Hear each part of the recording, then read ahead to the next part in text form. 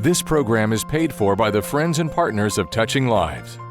Welcome to the International Broadcast Ministry of Touching Lives with Dr. James Merritt. Here at Touching Lives, our mission is to touch the lives of the lost and enrich the faith of the found. And now, here is pastor, author, and speaker, Dr. James Merritt.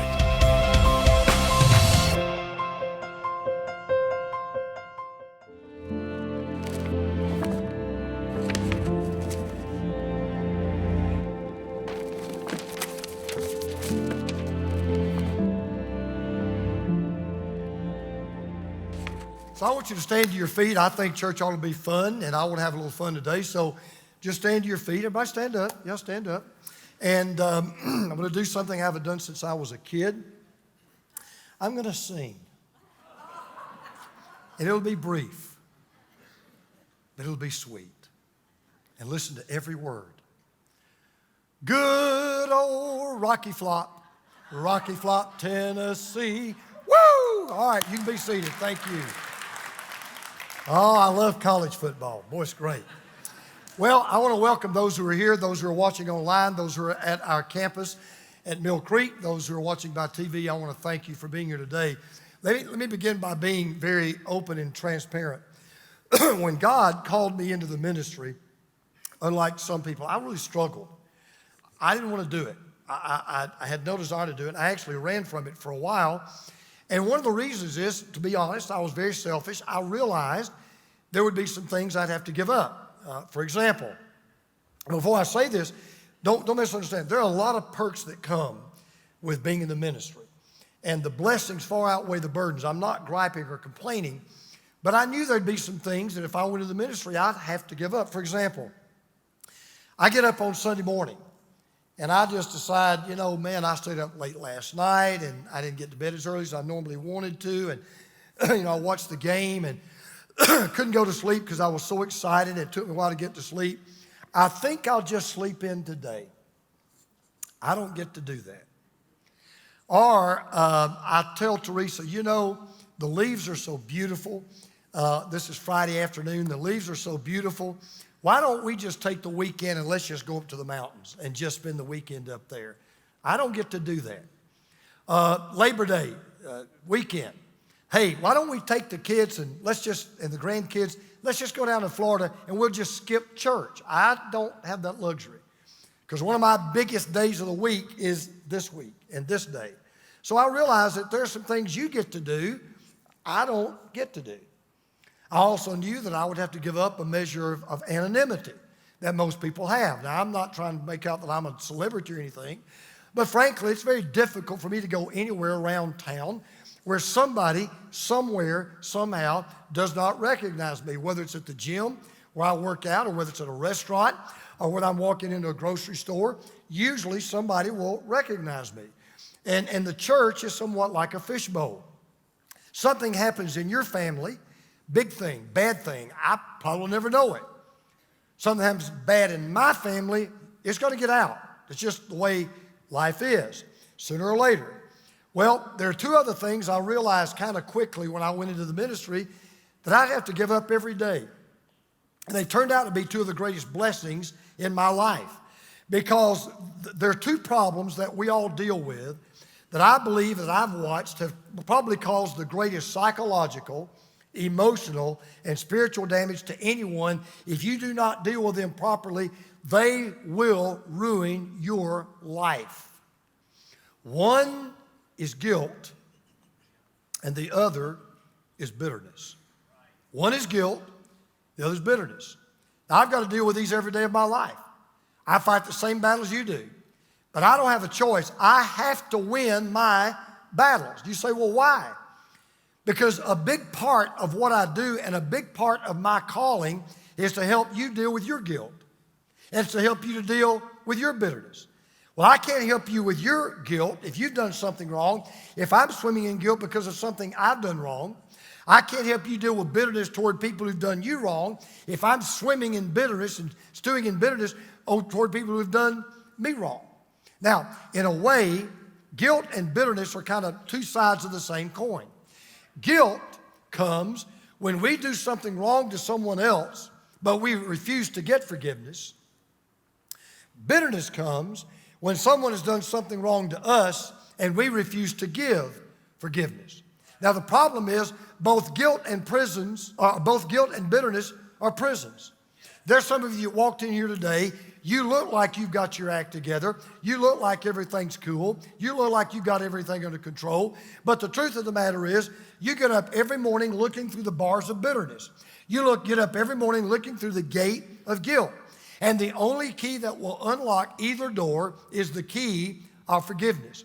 If you're a guest of ours today, we're in a series that we've been calling Unbelievable. It's in the book. We've been going through the book of Ephesians. Because the book of Ephesians really deals, in the first half, with an unbelievable God that's done unbelievable things for us. Then in the second half of the book, Paul, who wrote this book, tells us about the unbelievable things this unbelievable God wants to do in us. Well, today we're in the 4th chapter of the book of Ephesians. And if you have one of these little notebooks we've been giving out, it's on page 32 of your notebook. We're in the book of Ephesians, chapter 4. And Paul, in 2 short little verses, tells us how to get out of the bondage of bitterness, how to get free from the grip of guilt. And I know we need to hear this message. I'll tell you why. There was a study in the Journal of Adult Development. They surveyed, I think it was like 2,000 adults. Now listen to this. They found out that 75% of the people that were surveyed said they believed God had forgiven them of everything they had done wrong. 75%. However, only 52% said they had forgiven others for what they had done wrong to them. It gets worse. Only 43% say they've actively sought forgiveness from someone that they have done wrong to. So the question is, why is forgiveness so hard? Why is forgiveness such a difficult thing? And let's be honest, forgiveness doesn't come naturally, and it rarely comes easily. Now, it may be because of what the word forgiveness means. The word forgiveness literally means to let go or to send away. As a matter of fact, in the Greek language, it's a financial term. And it refers to the cancellation of a debt. And when you think about it, that makes sense. Because when somebody hurts you, they do you wrong, they owe you. They've done something wrong. They're in your debt. They owe you. You do something wrong. You owe someone else. You owe them. You're in their debt. Well, forgiveness is simply your willingness to write off the debt. It's your willingness to cancel the debt. It's your willing to say to a person who has done you wrong and they do owe you, you know what? You don't owe me anymore. I just cancel the debt. And that's hard because it's costly. There are no bargain pardons. There is no Prime Day. There's no Black Friday deal for forgiveness. As a matter of fact, you remember what Jesus taught us in the Lord's Prayer? He said, and forgive us our debts. He wasn't talking about financial debts. He was talking about moral debts, ethical debts. When we do wrong to other people, forgive us our debts as we also have forgiven our debtors. He was exactly right, because sin is a debt that you owe. If you sin against God, you owe God. If you sin against someone else, you owe them. So when you sin against someone, you owe them. They sin against you, they owe you. And the only thing that pays the debt off is forgiveness. But the reason that's so hard is when forgiveness is given, somebody still pays. Somebody has to pay. I give you I've never told this story. I'm a little bit ashamed of it, but I'm just like you. A few years ago, Teresa and I got a call from a man. He was a member of a church where I once served as a student pastor north of Atlanta. And he was a dear friend of ours. As a matter of fact, he helped me and Teresa get together. He really was kind of a matchmaker, kind of helped us get together. I hadn't heard from this guy in 25 years. I hadn't got a word. I didn't even know where he was or anything like that at all. Out of the blue, I don't even know he got my number. Out of the blue, he calls me. I hadn't heard from him in 25 years. He said, hey, how you doing? I said, oh, man, great to hear from you. He said, look, I need to borrow some money. I mean, for me, it's a lot of money. It's a big sum of money. He said, I need to borrow some money. He said, but look, I got a big check coming in. I got a job that I'm on. He said, I got a big check coming in. I'll pay you back in 3 weeks. I said, okay, fine, no problem. So we sent him a check, loaned him the money. So 3 weeks go by, no payment. 4 weeks go by, no payment. 5 weeks go by, no payment. 6 weeks go by, no payment. 2 months go by, no payment. So, I'm really getting a little bit upset, a little bit angry. So I called the guy. Well, guess what? He's canceled the number. And I have no way to get in touch with him. Well, I'm sitting there thinking, I'm a man of the cloth. Forget you getting nailed with somebody. I'm a man of the cloth. I'm a pastor. What are you doing? You got to pay me back. And I'm going to be very honest. I got bitter. I got resentful. I started thinking about how can I find this guy's number. Maybe I can get on the white pages or all of that. Well, that went on for 3 or 4 days. But see, I've got a problem you don't have. You know what my problem is? Sunday's coming. I got to preach. So Saturday night, the Lord sticks his nose in my business. I'm going over my sermon, and the Lord in my heart says, you can't preach till you get this right. I said, but Lord, he owes me money. And the Lord replied, you can't preach till you get this right. But Lord, he owes me money. If you want my power on you tomorrow, you're going to get this right. Now, you get up and speak tomorrow, you won't be preaching because I'm not going to be around. You're on your own. And I knew what I had to do. I told Teresa, I said, you know what? He doesn't owe us anymore. Cancel the debt, written it off, getting rid of all of this. Why? Because I can't get up here and preach to you about bitterness if I've got bitterness. I can't get up here and talk to you about guilt if I've got guilt. Now, my forgiveness cost him nothing. It cost me a big sum of money. But do you know what else it did for me? You ready? It made me debt-free. He no longer owes me. I no longer have to collect from him. I don't carry that burden anymore. And I promise you this morning, let me just go ahead and warn some of you right now. You're going to be uncomfortable. You're not going to like some of the things I say.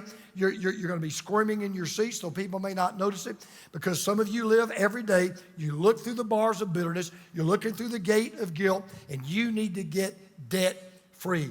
Paul tells us 3 simple, though they're difficult, simple ways to do that. So here we go. Number 1, you've got to release bitterness.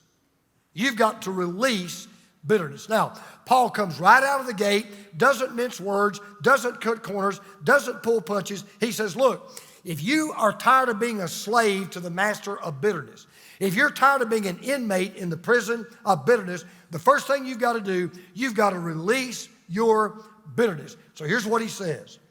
Get rid of all bitterness, rage and anger, brawling and slander, along with every form of malice. Now, let me tell you how brilliant Paul is and why I know he must have been inspired by God, because this is master psychology. Let me tell you why. Paul just lists for us all the range of emotions and feelings that bitter people have. So, for example, get rid of all bitterness. All right, what keeps the fire of bitterness burning in your heart? Rage and anger. You seethe. You stew over the hurt that someone's done to you. It's on your mind all the time. What does that do? That spills over into brawling and slander. You know what you do when you're bitter? You start telling other people about the person that hurt you. Hey, let me tell you what that guy did to me. Let me tell you what my ex-spouse did to me. Let me tell you what my business did to me. Let me tell you how badly I've been treated. And all of that leads to malice. You know what malice is? It's all the hurtful things you dream about doing to that other person. It's all the hurtful things you hope happen to that other person. So what is Paul's brilliant advice? Get rid of it. I know what ticks you off, doesn't it?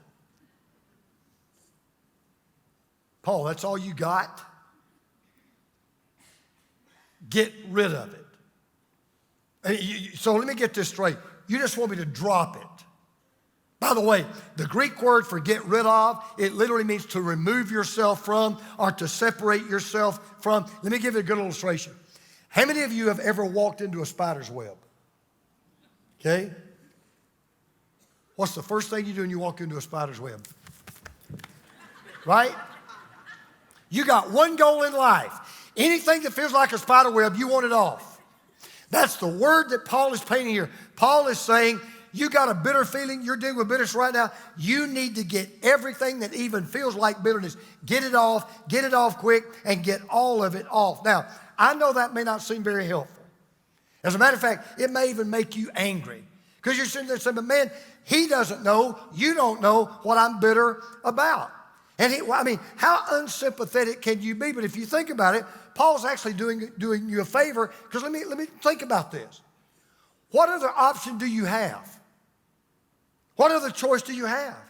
Do you think it was easy for Paul to write those words? Don't be bitter, don't be angry. Remember, he's in prison.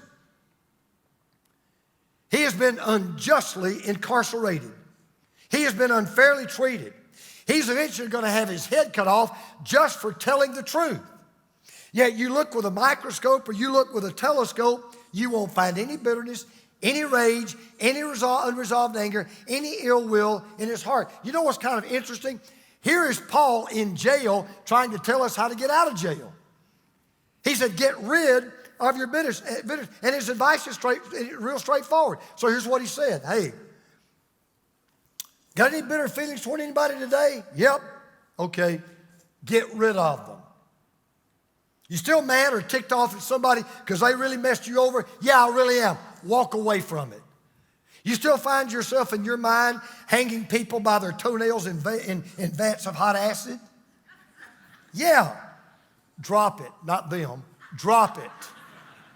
And move on. And listen, let me tell you why this is such a big deal. Bitterness can ruin your life. As a matter of fact, it will follow you to the grave after you die. I read a story the other day. This is a true story. There was a 94-year-old lady. Her name was Hazel Von Jecke. Back in the day, you couldn't do it today, it's not politically correct, but back in the day, we would have called her an old maid, okay? She never got married, okay? So she dies, and at her funeral, her pastor felt he ought to put a note in the order of service because she made a very unusual request. This woman had left very specific handwritten instructions about how she wanted the service to go. She wrote down the songs that she wanted to sing. She wrote down the scriptures she wanted to have read. She wrote down the sermon she wanted the pastor to preach. But then this were her final instructions. There will be no male pallbearers.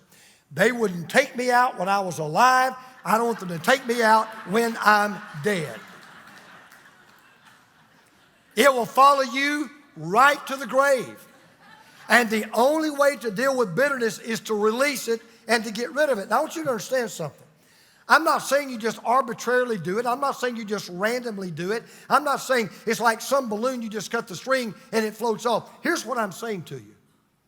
You got one or two choices you can do with your bitterness. You can carry it the rest of your life, or you can release it to God. You just give it to God. You let God carry the weight of that hurt. You trust God to deal with that other person. You relax your grip on that grudge you've been carrying. You drop that burden of bitterness that's been weighing you down. Because listen, let me tell you something. If God can handle the wrongs we have done to him, he can handle the wrongs that people have done to us. So release your bitterness. Get out of the jail. Get out of the prison. Now, that's step one. Step two, you render forgiveness. Now, let me just go ahead and warn you. It's easier to do the first one than it is to do the second one. But you'll never do the second one until you do the first one. But when you truly do the first one, you then will really do the second one. So the only way you'll ever be free to forgive, you got to be freed from being bitter. In fact, let me give you a picture right now. If you're bitter toward anybody right now, and some of you are, if you're bitter toward anyone right now, everybody hold your hands out right. Do it just like this. Just like that. All right. You're in handcuffs. Whether you realize it or not, you say, what kind of handcuffs? Hate. That's what bitterness does. It puts you in the handcuffs of hate. And until you're free, till you get those shackles off, you won't forgive. But when you finally say, I don't want those handcuffs anymore. I'm not carrying that burden anymore. I'm not bearing that weight anymore. Then you're free. You're freed up to render forgiveness. So Paul goes on to say this, be kind and compassionate to one another, forgiving each other. Now, I told you, Paul would have been a good psychologist because before he asks us to forgive, he says, be kind and compassionate. Now, why does he say that? You know what the word compassionate literally means in the Greek language? It's actually a physiological medical term that refers to the inside of what's inside your chest. And what it literally means is to be tenderhearted. Let me tell all of us something in this room right now. I am not a cardiologist, but there's only two kinds of hearts listening to me right now. And there's no in between. You either have a tough heart or you've got a tender heart. You either have a cold heart or you've got a warm heart. You've either got a hard heart or you've got a soft heart.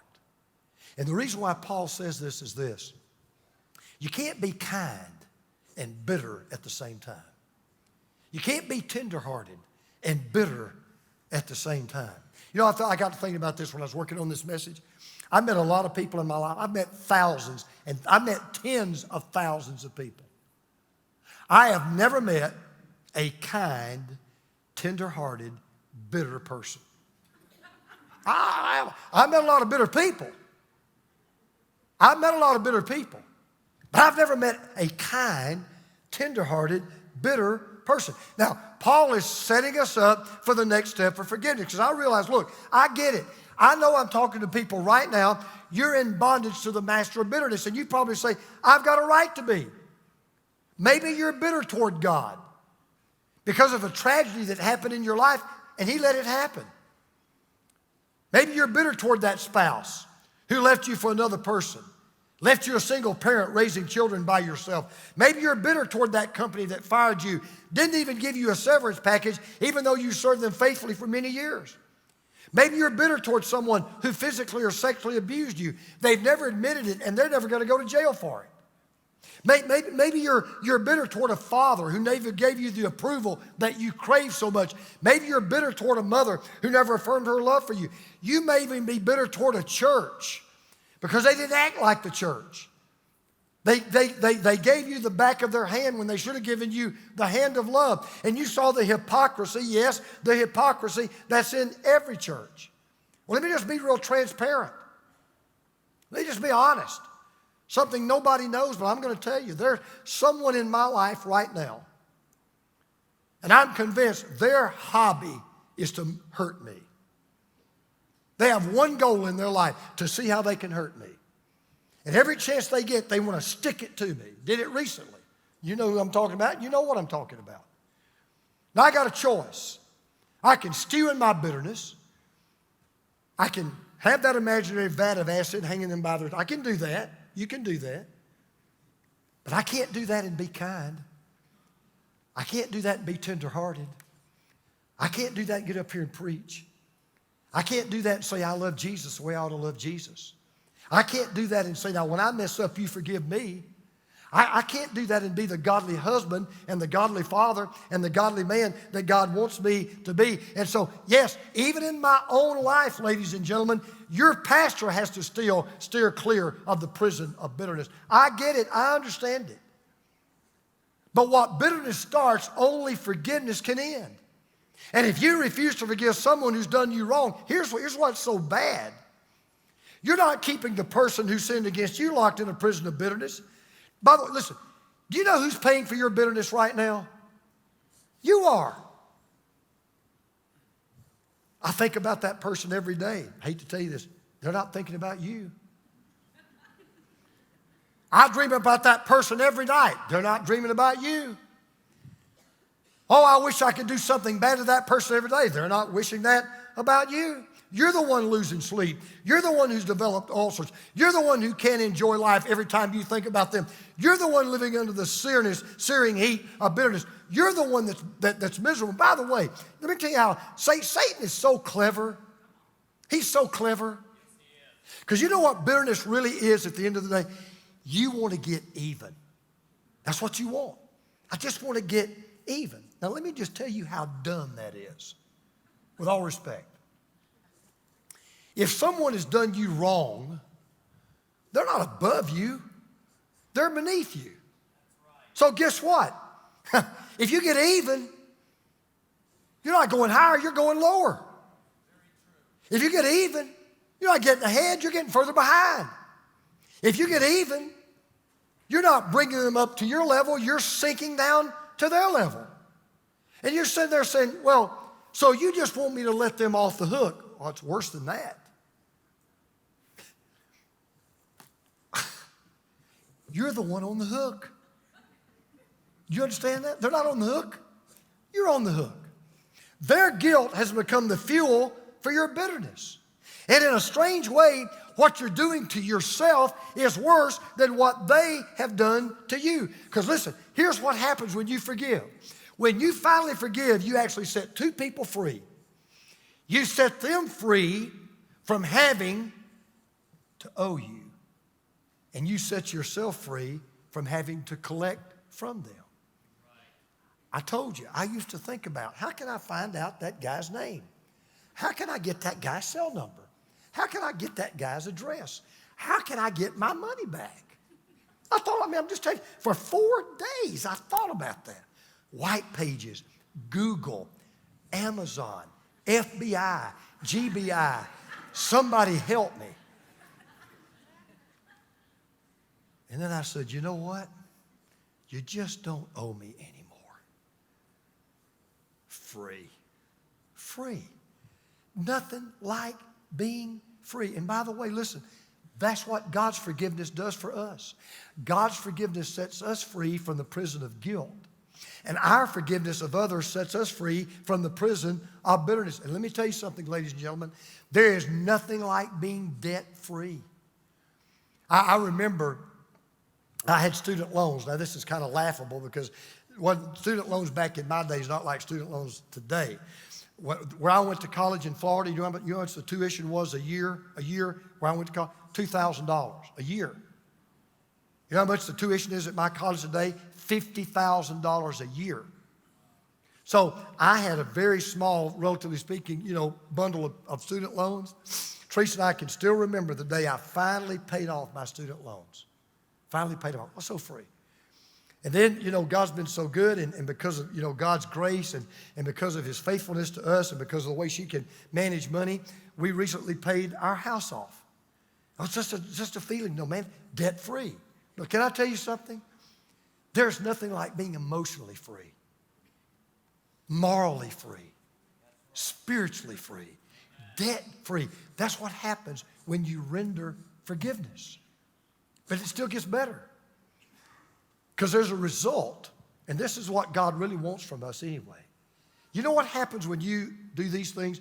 When you release your bitterness, when you render forgiveness, here's what happens. You reproduce godliness. You reproduce godliness. Listen, you'll never release bitterness and you'll never render forgiveness till you really want to. I get that. Listen, forgiveness is all about motivation. And again, Paul's the master psychologist. Paul says, hey, I'm not just going to tell you what you need to do. I'm not even just going to tell you how to do it. I'm going to do something that I know needs to happen. I'm going to tell you why you need to do it. Because every leader knows this. Every great leader will tell you the way you get people to do what you want them to do, the way you want them to do it, is to tell them why they need to do it. So Paul plays the trump card. He plays the trump card. People have done you wrong. Yes, they have. They hurt you. Yes, they have. They deserve to be punished. Yes, they do. But I want you to forgive them. Why? Watch this.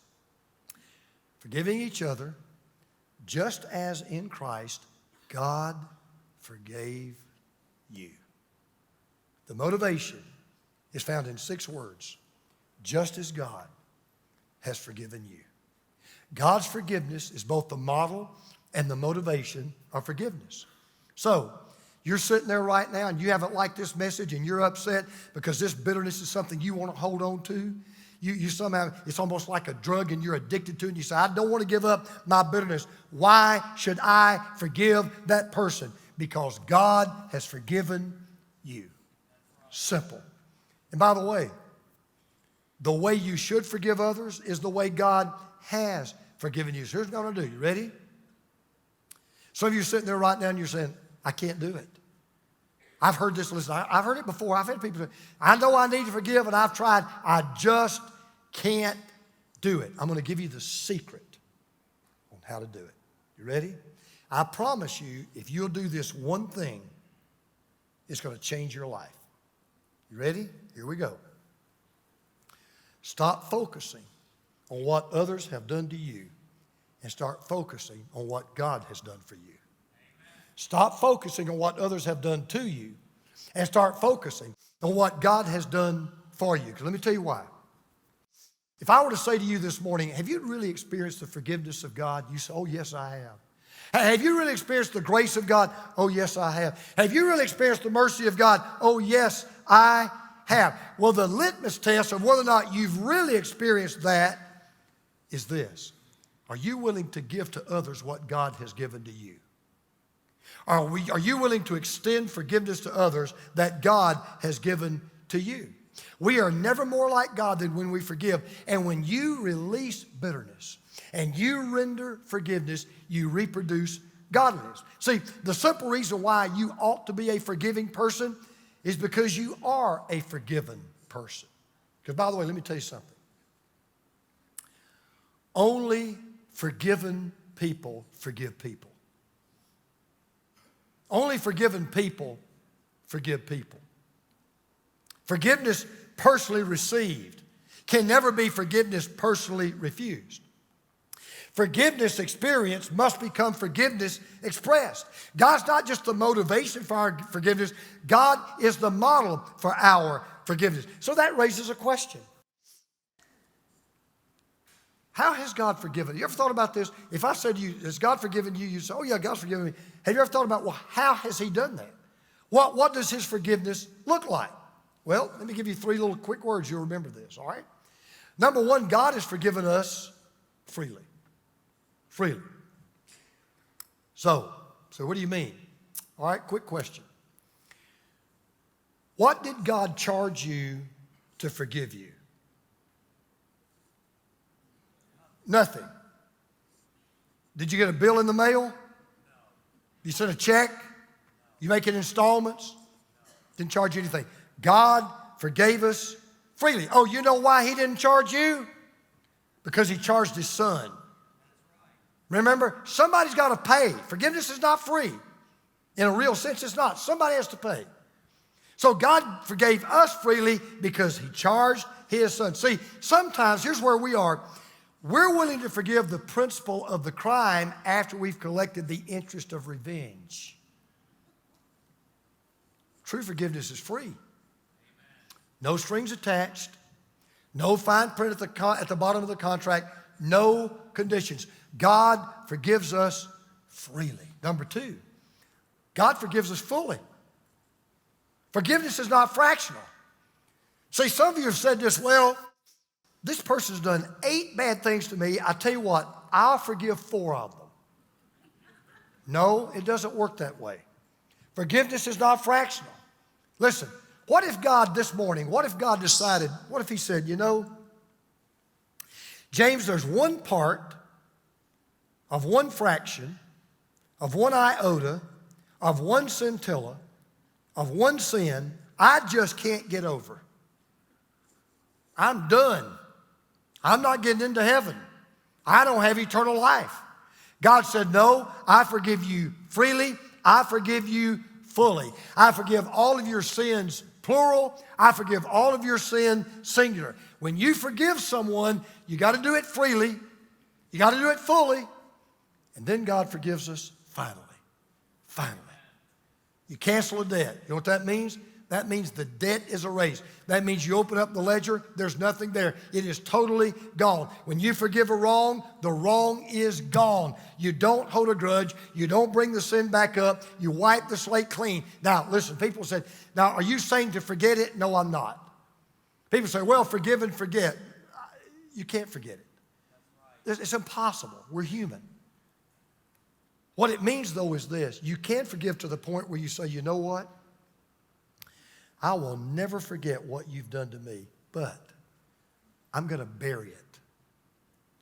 I'm going to walk away from it.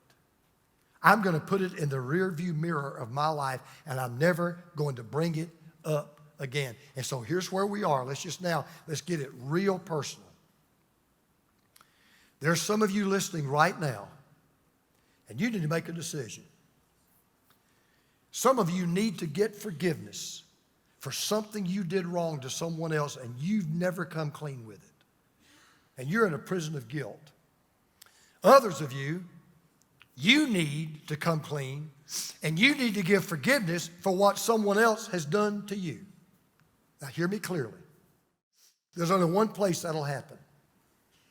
It won't happen in this church. It won't happen in the seat where you're sitting. It won't happen in my office. It won't happen in your home. The only place that will happen is when you go to the foot of the cross and you kneel before the one who died for your guilt and the one who died for your bitterness. And then you go to him and you say, Lord, I'm bringing my guilt to you. And he says, I forgive you. And then you leave there and you say, Lord, I'm taking your forgiveness that you've given me to others, and then you forgive others, and then you're clear of guilt and you're clear of bitterness. And you can leave the wrong that people have done to you and the people who did that wrong, you can leave all of that at the foot of the cross and trust him to take care of it. So I want to close with a recommendation and a story. Whether you like to read or not, there's a book I'm going to strongly recommend that you read if you've never read it. It's maybe one of the 3 or 4 best books I have ever read, and I'll tell you how good this book is. It's the only book I bought that was like this. I literally could not put this book down. Teresa will remember this. I bought this book, came in to my house. It was mailed to my house. I ordered it. I got it in the afternoon. I started reading it. I read till 3 o'clock in the morning. Got up, came into the church, got home that afternoon, read till 2 o'clock in the morning, read the whole book in 2 days. Big, thick book. The title of the book is Unbroken. If you've never read it, you need to, now let me warn you, you better get ready to stay up because you can't put it down. It is unbelievable. It is a story of a man I'd never heard of. His name was Louis Zamperini. Louis Zamperini was captured as a prisoner of war in Japan. He was a world-famous Olympic runner. When the head of the prison camp, a man by the name of Watanabe, found out who he was, by the way, his nickname was the Birdman. When he found out who Zamperini was, this worldwide famous Olympic champion, he decided he was going to pour all of his wrath and all of his hatred and all of his torture on Louis Zamperini. And for 3 years, he made his life a living hell 24/7. You'll have to read the book to see the unbelievable physical, mental, emotional, psychological torture he put Louis Zamperini through every single day.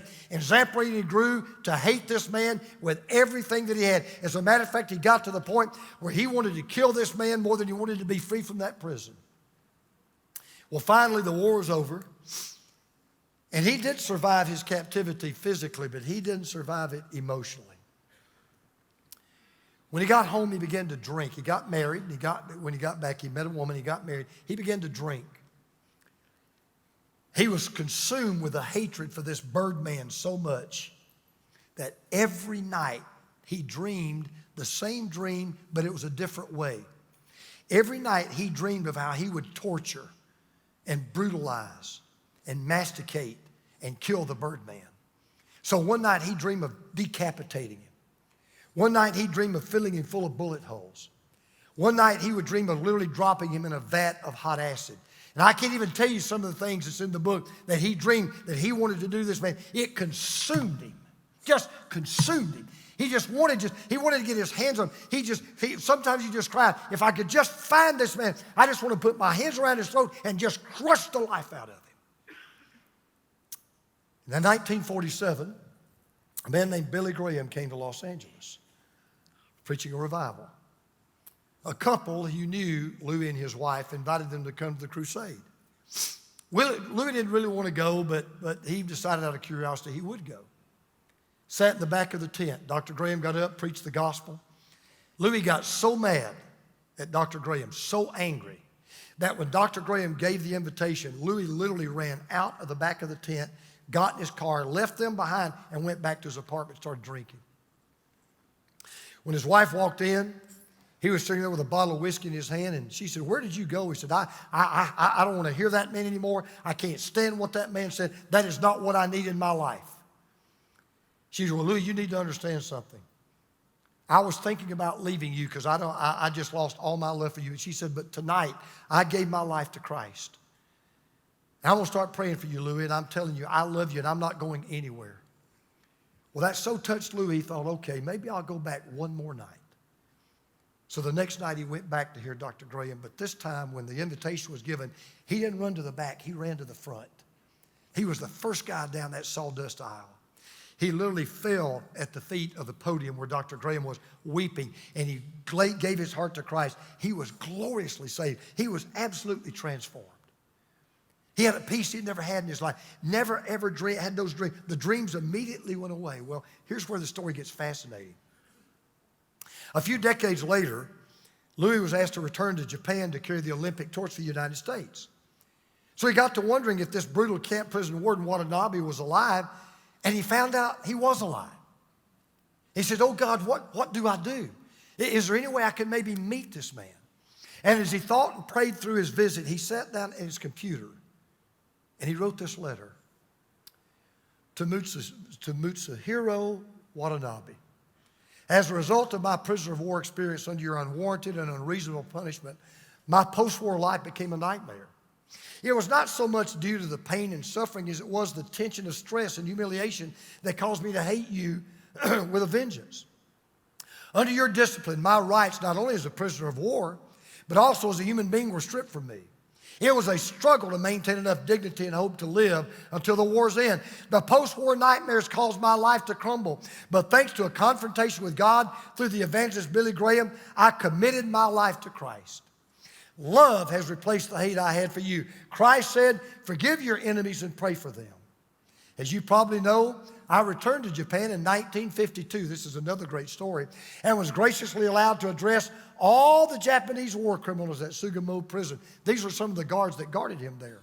I asked them about you and was told you probably had committed hara-kiri, which I was sad to hear. At that moment, like the others, I also forgave you and now would hope that you would also become a Christian." He folded the letter, carried it to Japan, and he asked to meet with Watanabe. When CBS contacted Watanabe and asked him if Zapparini could come and see him, with gritted teeth and anger, he practically spit out the word, "No! I hate that man. I gave that man everything he deserved. I do not want to meet with him. There will be no apology." Someone took that letter anyway to him, and he got it, but he never replied to it.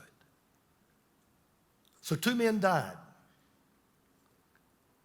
Only one of them died debt-free. And here's the great news. Through Jesus, you can get out of that prison of guilt. You don't have to live in that jail of bitterness. Through Jesus, you can experience the grace and forgiveness that comes when He cancels your debt, and you can cancel the debt of others. And I am telling you this, debt-free is the only way to live, and it's the only way to die. And I want to close with this. I bet you've never thought about it. If you die without Christ, if you die refusing the grace of God that comes through the death, the burial, and resurrection of Christ, here's what you're going to spend all eternity with. You ready? You're going to live with the guilt of rejecting Jesus forever. And you're going to live with the bitterness that you didn't accept Jesus forever. So I invite some of you here today, and I don't know who I'm talking to, but I am touching some big-time nerves Satan wants you to ruin your life and live your life looking through the gates of guilt and looking through the bars of bitterness. But Jesus came to set you free. And today, you can be free.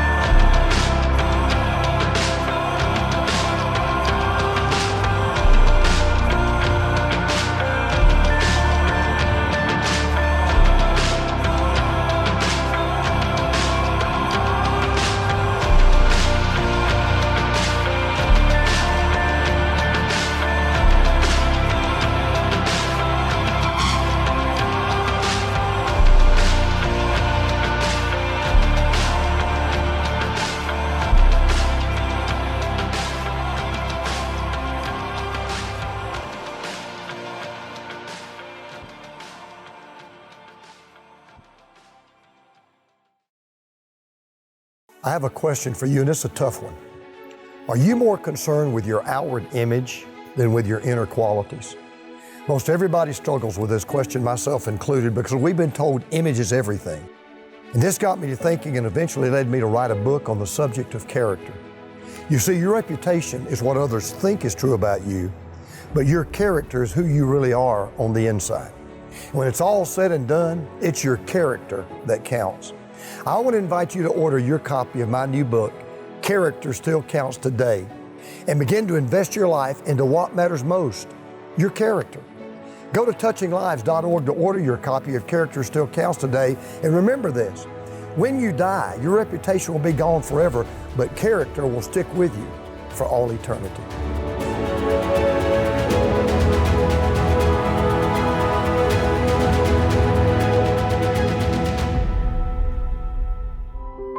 Touching the lives of the lost and enriching the faith of the found.